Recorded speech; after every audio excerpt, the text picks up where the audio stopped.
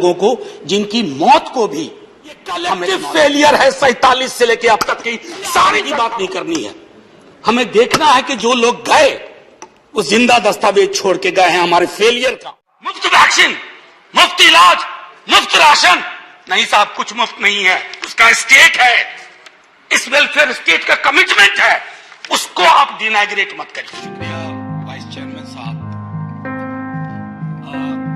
कोई भाषण की शक्ल में नहीं है, एक शोक संतप्त गणतंत्र के एक अदना नागरिक समझिए या एक जनप्रतिनिधि समझिए।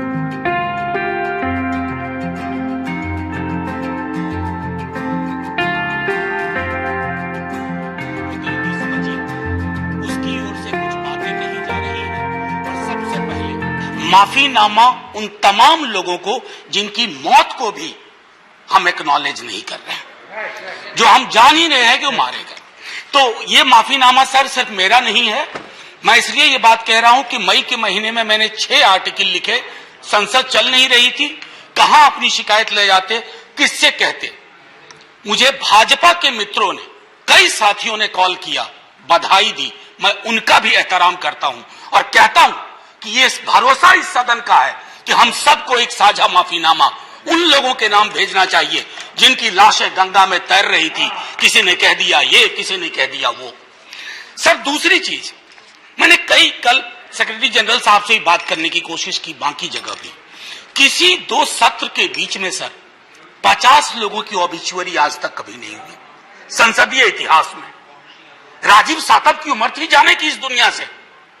रघुनाथ महापात्रा जब मिलते थे गले लगाते थे, बोलते थे जय जगन्नाथ।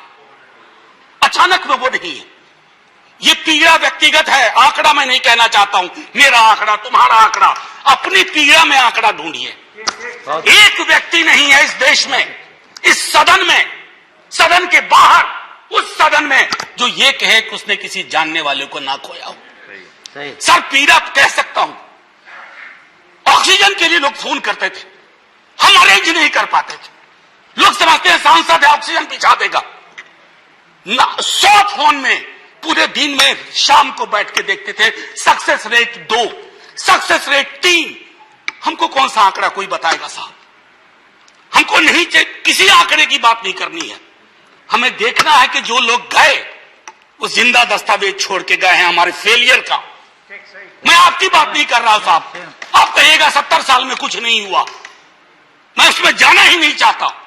ये कलेक्टिव फेलियर है 47 से लेके अब तक की सारी सरकारों का। क्या बना दिया हमने? मुझे पता नहीं था कि अस्पताल और ऑक्सीजन का क्या रिश्ता होता है सर। ईमानदारी से कहता हूं, मैं मेडिकल बैकग्राउंड से नहीं आता हूं। सुबह से लोगों को दिखता था ऑक्सीजन, ऑक्सीजन, रेमडेसिविर। मैं तो दवाइयों के नाम तक शुरू में सर प्रोनाउंसिएशन चेक किए कि कैसे उच्चारण करूंगा। ये हालत है। और तब हम आंकड़ों की बात कर रहे हैं, तब हम ये बात कर रहे हैं थैंक यू फलाना साहब, चिलाना साहब।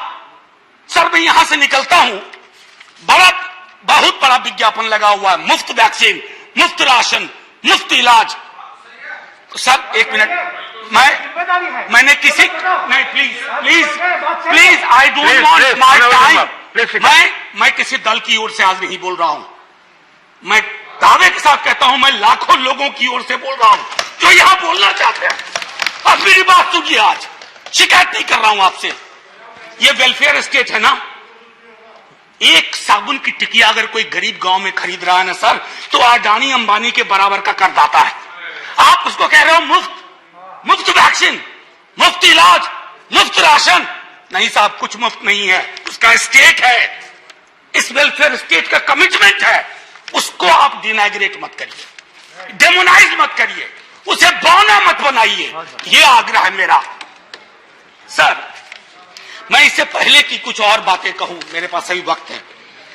सर इस कोरोना को मैं भी मानता हूं, मेरे पूर्व के वक्ता कुछ कह रहे थे, ये चैलेंज है हमारे लिए सर। बहुत बड़ी बड़ी बातें नए नए कानून की हो रही है। राइट टू हेल्थ की बात क्यों नहीं करते हम लोग? राइट टू हेल्थ, स्वास्थ्य का अधिकार, उसमें कोई किंतु परंतु लेकिन परंच नहीं, सीधे तौर पे स्वास्थ्य का अधिकार constitutionally guaranteed. Right to life के साथ लिंक करिए। किसी अस्पताल की मजाल नहीं होगी कि वो उस खिलवाड़ कर पाए उस राइट टू लाइफ का। करना नहीं चाहते। राइट टू वर्क, उस पर काम करिए। पॉपुलेशन को लेकर के बहुत बातें हो रही हैं साहब, डेमोग्राफी को डेमोग्राफर्स को छोड़ दीजिए, बड़ा संश्लिष्ट विज्ञान है, लेकिन ये हम कर सकते हैं इस सदन और उस सदन में। Right to life, right to work पे लेजिस्लेशन लाइए ताकि कोई आपदा आए। अभी तो हमारे लीडर ऑफ हाउस नहीं है, नए नए बने हैं, उनसे मैं कहता जब वो रेल मंत्री थे, हॉस्पिटैलिटी सेक्टर के लोगों को निकाल दिया गया इसी कोरोना काल में, मैंने लगातार आवाज उठाई, कोई सुनने वाला नहीं है सर, कोई नहीं सुन रहा। अगर आप सांसद की नहीं सुन रहे हैं तो जो छोटे अदना संविदा वाले नौकरी से निकाले गए उसकी कौन सुनेगा सर। एक और अद्भुत चीज हुई इसी कोरोना के दौरान, माननीय उपसभापति महोदय, जब हाहाकार मचा हुआ था हॉस्पिटल के लिए, आईसीयू बेड्स के लिए, दवाइयों के लिए, यह हाहाकार जब मचा हुआ था उस दौर में सर कई चीजें हुई, जिसमें से एक जो महत्वपूर्ण चीज मैं जिसका जिक्र करूंगा, उस हाहाकार में सरकारें, मैं सिर्फ केंद्र को नहीं कह रहा हूं, कई राज्य सरकारें भी नदारद थी।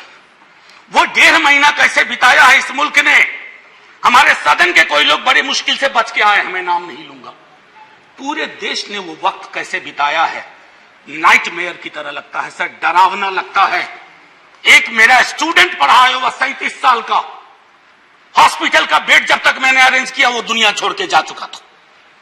मैं इसलिए बार बार इसको किए इसलिए ये कह रहा हूं कि इसमें व्यक्तिगत पीड़ा को ढूंढिए, तब हम इसका निदान ढूंढ पाएंगे।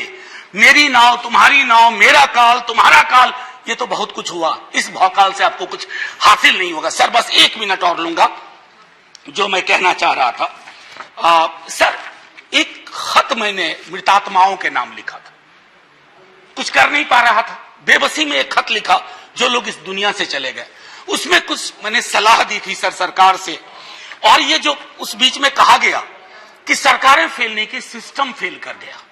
अरे साहब ये सिस्टम कौन क्या है, बचपन से सुनते थे कि सिस्टम के पीछे व्यक्ति होता है, सिस्टम के पीछे एक संरचना होती है।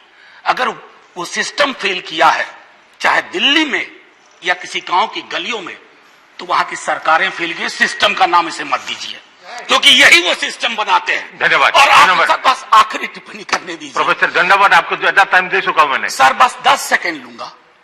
आज जय हिंद बोलने में भी वो खुलूस नहीं आ रहा है जो आम दिनों में हुआ करता है। मैं सिर्फ इतना आपसे आपके माध्यम से कहना चाहता हूं, मैंने एक शिकायत नहीं की सर, किसी से नहीं, किससे शिकायत करेंगे। आहत हूं, जगाना चाहता हूं स्वयं को भी आपको भी, क्योंकि अगर गंगा में तैरती लाशें, सर जिंदगी में डिग्निटी चाहिए, मौत में उससे बड़ी डिग्निटी चाहिए। हमने अनडिग्निफाइड डेथ को विटनेस किया है, और अगर हमने इसको दुरुस्त नहीं किया सर, आने वाली सदियां माफ नहीं करेगी। आप बड़े बड़े इश्तहार छपवाओ, अखबारों के 4 पन्ने रंग दो, फलाना थैंक यू सर इतिहास को थैंक यू कहने का मौका मिलना चाहिए। धन्यवाद। जय हिंद सर। अगर मेरी बात से फिर भी किसी को कष्ट पहुंचाओ, मैं उन्हीं लाखों लोगों की धन्यवाद डेड बॉडी के बिहाफ पे आपसे माफी मांगता हूं। जय हिंद।